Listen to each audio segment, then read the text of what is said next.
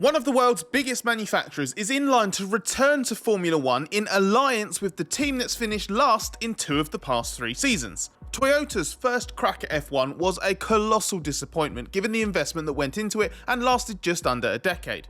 The scars of being F1's worst megabucks flop run deep, and for a long time the idea of Toyota coming back in any capacity seemed impossible. But the company's stance on F1 has changed in recent years, chiefly due to the championship's massive growth in popularity, and while there is no new fully-fledged works teams on the immediate horizon, Toyota has had significant talks with an existing team on the grid. The surprise return would come with a surprising partner, Haas. It's an odd combination on paper. The manufacturer that pumped in massive investment and had an awful value for money F1 project back in its own day, joining forces with the smallest team on the current grid. But opposites do attract, and as we'll explain in more detail, what's under discussion is going to be a mutually beneficial arrangement. First, let's establish what kind of F1 return this will be.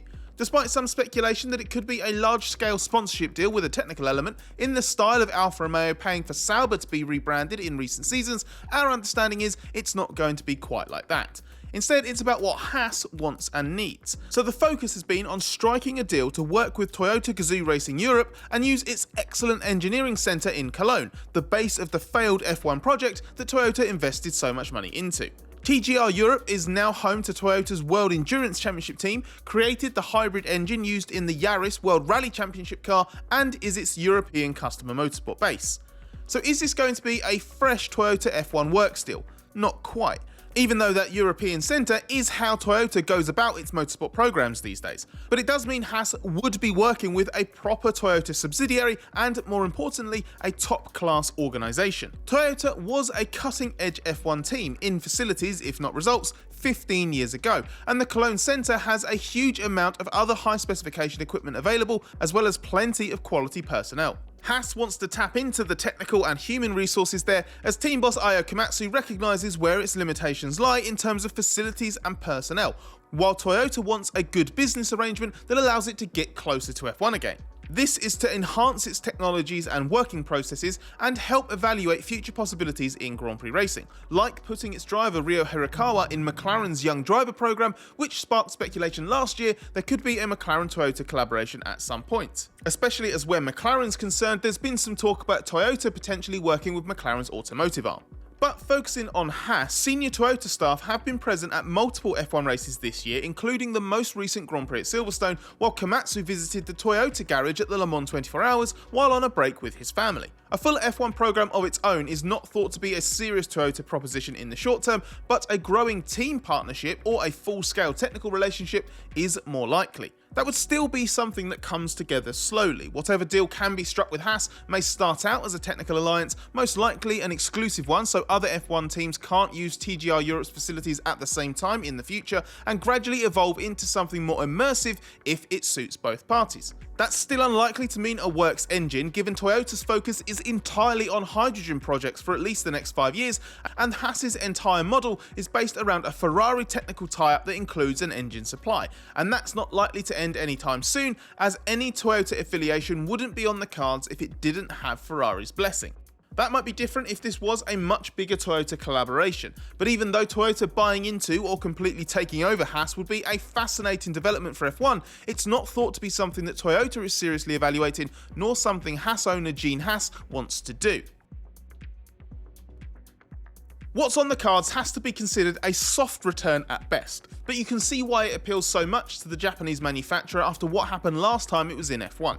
Considering the expectations and the potential, the Toyota F1 project stands as one of the biggest failures in F1 history, never finishing higher than 4th in the championship, something it only achieved once in 8 seasons from 2002 to 2009. Toyota's huge budget, accomplished personnel and superb facilities amounted to a grand total of 3 pole positions and 13 podium finishes, but no wins in 139 attempts. At the heart of Toyota's failings was underestimating the demands of F1.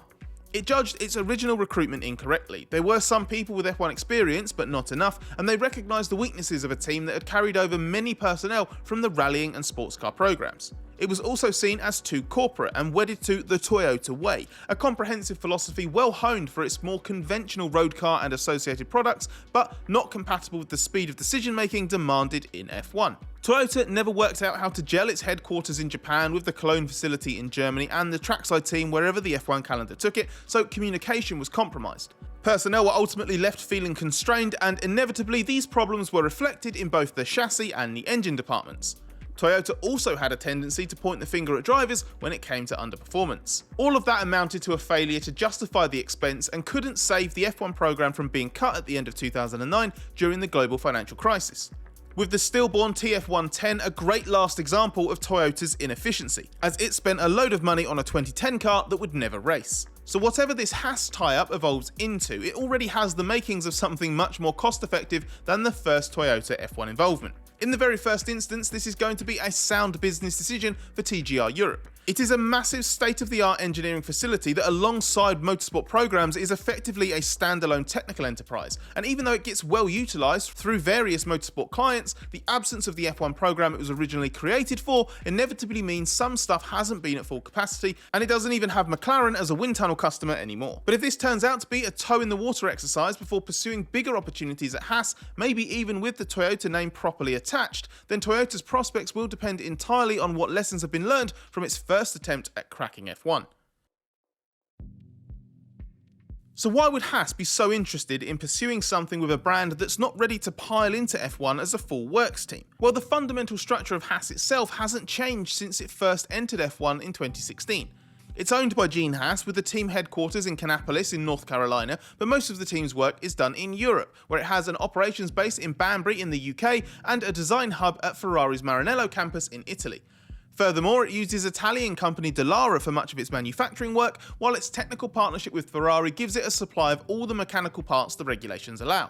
It's complicated, but was effective at getting the team a foothold in F1 at a time when new teams either failed or never even got off the ground. But Haas is now closer to maxing out the potential of its existing setup. It has done a great job this year to re-emerge as a regular point scorer, and aside from the Monaco double wipeout, when Haas has failed to score, it's usually been close to the top 10, finishing 11th 5 times. A big part of this has been making the car easier on the Pirelli tyres than last year's tyre chewer, and crucially, it's proved it can develop the car well in season, which has not historically been a strong point. At Silverstone, a new floor and side pod upgrade helped to make the Haas clearly the 4th strongest car. And while that won't always be the case at every track, it remains arguably the most consistent midfielder in terms of results. Key to this has been the strong aerodynamic development, and Komatsu believes improved communication has been central to this. It's basically brought Haas back to its full potential, punching above its weight in a competitive midfield. But the Toyota deal would allow Haas to evolve further.